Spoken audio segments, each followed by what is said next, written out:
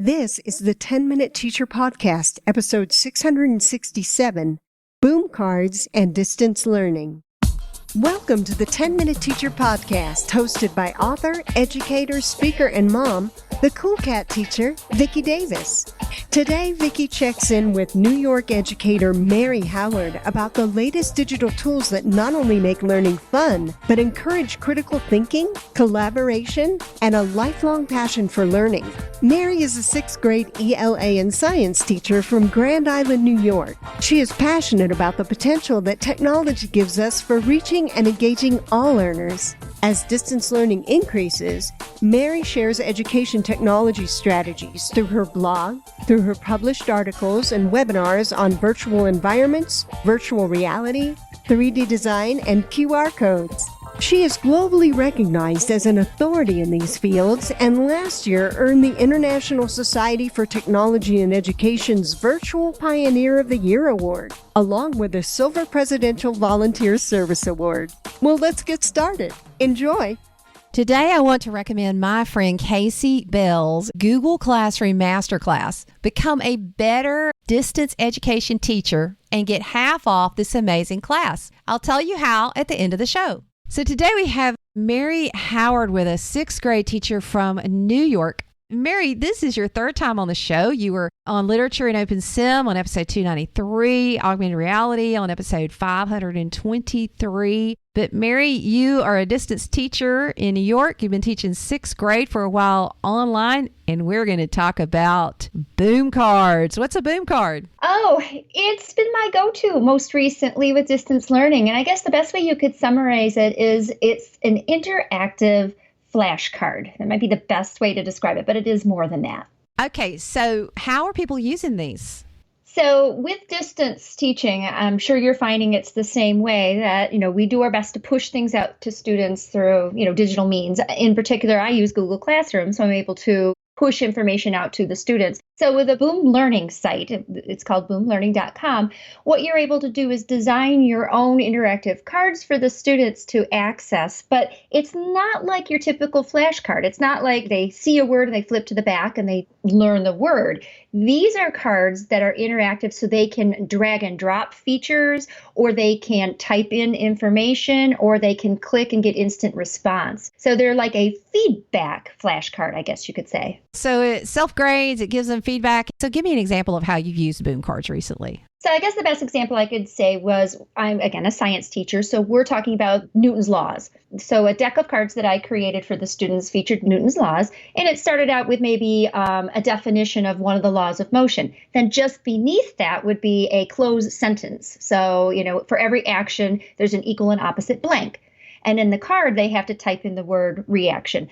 I know that sounds very simple, but what Boom does is makes it really engaging for the students, because on the student end, they're getting the immediate feedback, but they're also kind of getting points and they're being timed. So the Boom platform kind of gives them this feedback, so they want to try the cards again. So I like it better than just let's fill in the blank in a worksheet, because the worksheet, they're going to do that once and it's done. This time they're motivated to do it again. So they're going to come back to that card for every action. There's an equal and opposite what, and they're going to be faster and they're going to know it more and more. So I like that feedback loop that it offers. The tough thing is every time you throw any tool at some teachers, they always try to take a grade and make it a summative assessment. So do you use this as students are forming their learning and you treat this like formative assessment, or, how do you use this with your big picture of your classroom? I'd like to say it can really be both. I've been looking at it both ways. So in one respect, I will use it as the summative, because just like a flashcard, we're trying to get them to learn vocabulary and know vocabulary. But in some ways, I'll use it as the instructional tool. That they're seeing a definition or they're seeing a concept, and you've got that immediate moment, that that formative moment where you can assess their understanding or secure their understanding of the concept as they move forward. And so you can really design these decks, as you will, in a multitude of ways, sort of instructional, and then maybe the tail end of it could be a little bit more, let's do review. Let's do 16 flashcards that have 16 examples of that concept that we just taught on the front of the deck of cards. So it can be used in a lot of different ways. So as we were preparing, I was like, Mary, what's everybody talking about with distance learning? Because, you've got to do this quite some time, and I've got about another week and a half as we record this. What makes students and teachers so excited about Boom cards and Boom learning? I have actually a story about that because Boom was relatively new to me. So it's within like the past 3 weeks that I've discovered the Boom cards. You get nervous pushing something new out to the students, especially when you're distance teaching and you wonder how they're going to respond and are they going to get confused. And the feedback that I had with my first deck secured it for me because it wasn't feedback from my collaborative teacher and it wasn't feedback necessarily to the students that things come easily to. This was feedback from struggling students and from one of the special education teachers. And they anonymously just kind of messaged me in Google Classroom, I love these.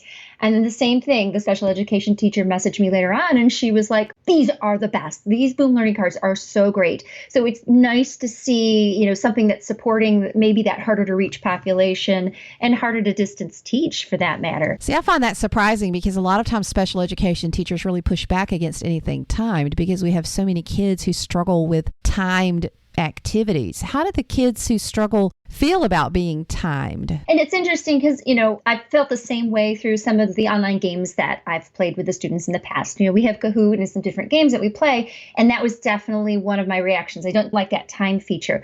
With the Boom cards, they aren't timed. You get it right and you move along. So it's very much self-paced. So, let's say there's a question and they have to type in the answer. They have to get it right to progress forward. There is an option to, give up and get the answer, but then the next time they do the card deck, they can do it again and they'll have the confidence going into the deck the second time. Oh, I've seen this one before. I remember what the answer is.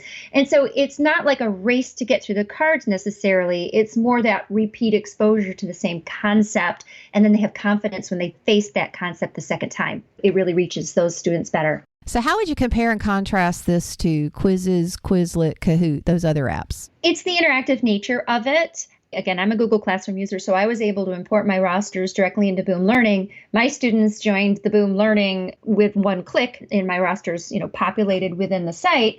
And then I select the decks that I want to push out to the students. And so let's just say the Newton's Law one again. I push that deck out to the students, and then they go at their own pace. So there's none of this, I'm competing against the rest of the class. This is completely self-paced. And then I can see the statistics and the results. This student tried it 2 times and he had a 47% mastery rate. So it gives me the feedback on their mastery rate on every card and every concept. And yet on their end, when they're looking at it, they're getting this feedback showing them how well they did. Try it again, see if you can do better. So you can compare it in terms of, okay, it's a game and it's fun, but it's not that head-to-head that we see with the Gimkit and the Kahoot and the Quizlet Live. And I like that so much better. Well, there's so many exciting things about Boom. How do you suggest teachers get started? Go right to Boom Learning. You can right away get on and they offer you free decks to just test it out and try it. So I would say go directly to the website. I am blogging on it. So I do have some information on my blog, which is yoursmarticles.blogspot.com. So I've just recently put up a posting all about Boom Learning and Boom cards and how to get started. And honestly, if teachers are interested in creating their own Boom cards, they're not difficult to make. There are some wonderful YouTube tutorials and videos to get you started in just creating your own sets. Well, this gives us something exciting to add to our distance learning portfolio. As I look at their site, they are letting those impacted by COVID-19 and having to go with distance learning, like both of us, Mary, may be eligible for a free account. So this is one of those things you want to try out. And I'm intrigued. I didn't know what a Boom card was until just now. Awesome. I'm so glad. Thanks, Mary. My friend Casey Bell writes the Shake Up Learning blog. Casey is who I turn to when I need to train my teachers on Google Classroom and the Level 1 Google Classroom Teacher Certification Training. Right now, Casey is offering her Google Classroom Masterclass at half off. That's a great deal, especially now. If you're in the middle of distance learning or upping your Google Classroom ability, go to googleclassroomcourse.com and use the coupon code HOMELEARNING to get 50% off and take advantage of that great price. So sign up now for Casey's Google Classroom Masterclass. If you need training for your entire school like I did, check out a G Suite Training for Schools.com. Tell her Vicki Davis, the Cool Cat Teacher, sent you. Casey rocks, and I think she'll help you become a better distance learning teacher now. Thanks for sponsoring the show, Casey.